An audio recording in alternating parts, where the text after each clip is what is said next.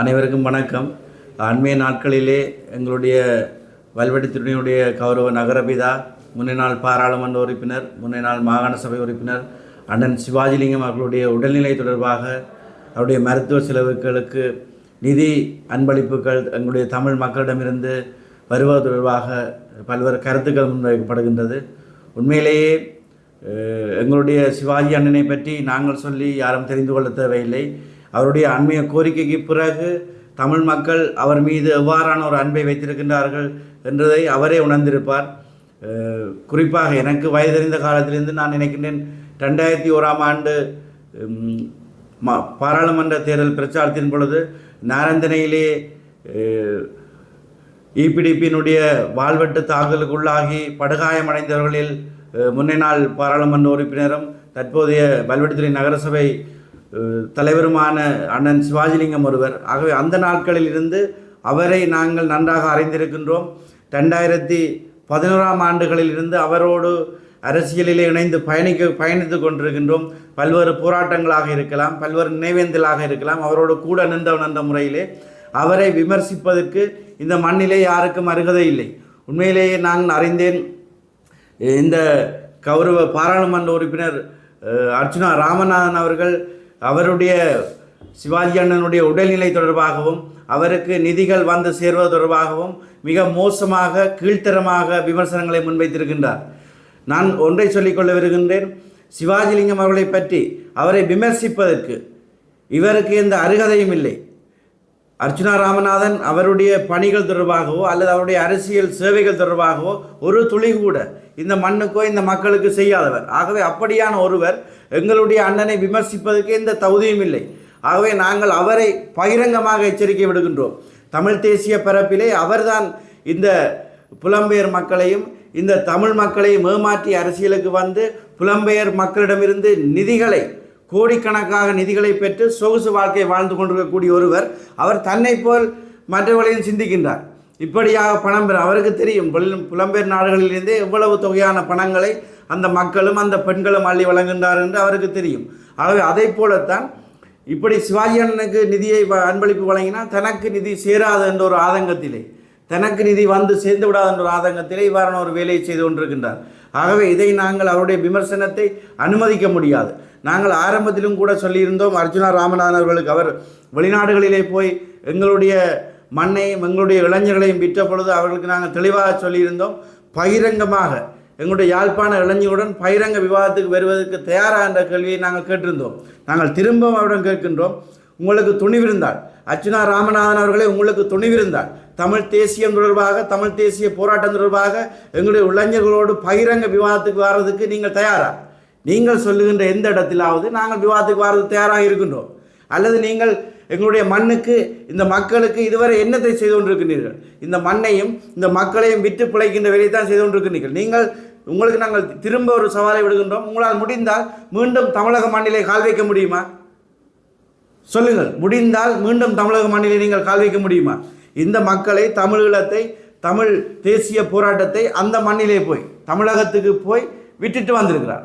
இவரை பார்த்தால் எங்களுடைய தமிழ் மக்களுடைய நிலை என்ன என்பதை வேடிக்கையாகவும் ஒரு கேலிக்காகவும் கேலிக்கூத்தாகவும் இருக்கும். ஆகவே இப்படி போன்றவர்களை இந்த மண்ணிலே நாங்கள் மீண்டும் அனுமதிப்பதற்கு தயாராக இல்லை.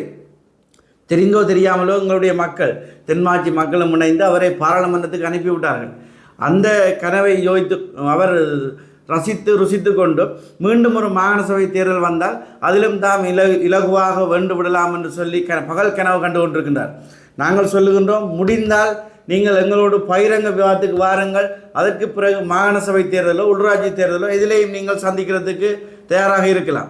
ஆகவே இப்படியான ஒரு பாராளுமன்ற உறுப்பினர், எங்களுடைய உண்மையாக ஒரு பாராளுமன்ற உறுப்பினர்கள் எங்களுடைய தமிழ் தேசிய பரப்பிலே தந்தை செல்வா, அமிர்தலிங்கம் போன்ற ஒரு பாரம்பரியத்திலிருந்து வந்த படித்த சமூகமாக இருந்த பாராளுமன்ற உறுப்பினர்கள் வரிசையிலே இன்றைக்கு எங்களுடைய மண்ணையும் மக்களையும் கேவலப்படுத்துகின்ற ஒருவர் இந்த பாராளுமன்றத்தில் இருப்பது எங்களுக்கு வெட்கக்கேடாக இருக்கின்றது.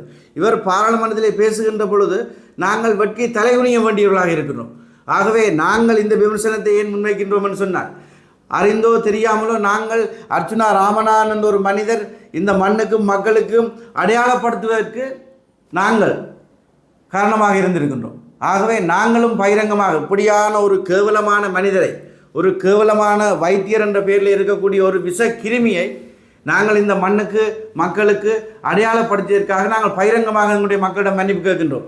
நாங்கள் எங்களுடைய போராட்டம் எந்த நேரத்திலும் எங்களுடைய மக்களுக்கு சரியான போராட்டங்களிலே நாங்கள் பங்களித்தோம். அதே போலத்தான் இப்படி வைத்தியசாலை போராட்டம் வருகின்ற பொழுதும் நாங்கள் இவருக்கு பங்களித்தோம். ஆனால் அதை திசை மாற்றி மடை மாற்றி தனக்கு லாபம் பெறக்கூடிய வகையிலே அவர் செய்து கொண்டிருக்கின்றார். ஆகவே அர்ச்சுனா ராமநாதன், சிவாஜிலிங்கம் போன்றவர்களுடைய தியாகத்தையும் தமிழ் தேசிய உணர்வை மலங்கடிக்கும் முகமாக கதைப்பதை உடனடியாக நிறுத்த வேண்டும். இனியொரு வீடியோ அவர் சிவாஜிலிங்கம் மன்னனை பற்றி தவறாக கதைத்தால் கதைப்பதற்கு நாங்கள் சொல்வதற்கொண்டும் இருக்காது. அப்படி மோசமான விளைவுகளை அவர் சந்திக்க வேண்டி வரும். நாங்கள் இதை பகிரங்கமாக எச்சரிக்கை விடுக்கின்றோம். நீங்கள் முடிந்தால் போய் போலீஸிலே எங்கே முறையிடுங்கள். தென்மாட்சி மண்ணிலே வந்து நின்று கொண்டு நீங்கள் சிவாஜிலிங்க மன்னனை பற்றி கதைப்பீர்களாக இருந்தால் நடப்பது வேறாக இருக்கும். ஆகவே நாங்கள் பகிரங்கமாக இந்த எச்சரிக்கையை விடுகின்றோம். அவர் தன்னுடைய தவறுக்கு ஒரு சிவாஜிலிங்கம் போன்ற உணர்வாளர்களுடைய உயிரிலே அவர் விளையாடக்கூடாது. அவருக்கு போதிய அளவான நிதி பெற வேண்டும். அவர் எதிர்பார்த்ததை விட அதிகளவான நிதி அவருக்கு கிடைக்க வேண்டும். எங்களுடைய தமிழ் மக்கள் அவருக்கு இந்த மருத்துவ செலவுக்கு மட்டுமல்ல, அவருடைய இனிய மருத்துவ செலவு முடிந்த அவருடைய பராமரிப்புக்கு அல்லது அவருடைய இனி வாழ்க்கை செலவுக்கு எங்களுடைய மக்கள்லாம் பாதுகாக்க வேண்டும். அவரை ஒரு போராட்டங்களை வளர்த்துவிட்ட மக்கள் அப்படி ஒரு போராட்டத்தோடு அந்த தமிழ் தேசியோடு உணர்வோடு இருப்பவரை, எங்களுடைய தமிழ் தேசிய தலைவருடைய தாயை பாதுகாத்தவரை நாங்கள் பாதுகாக்க வேண்டிய பொறுப்பு எங்களுக்கு இருக்கின்றது. ஆகவே பொதுமக்கள், எங்களுடைய தமிழ் தேசிய பரப்பில் உள்ள அனைவரும் ஒன்றிணைந்து சிவாஜிலிங்க மன்னனுடைய மருத்துவ செலவுக்கு மட்டுமல்லாமல் அவருடைய வாழ்க்கைக்கும் நாங்கள் இறுதி வரை நாங்கள் உறுதுணையாக இருக்க வேண்டும் என்று கேட்டுக்கொண்டு விடைபெறுகின்றேன். நன்றி. சரி, உண்மையிலே பலருக்கும் ஒரு ஆச்சரியமாக இருக்கும்.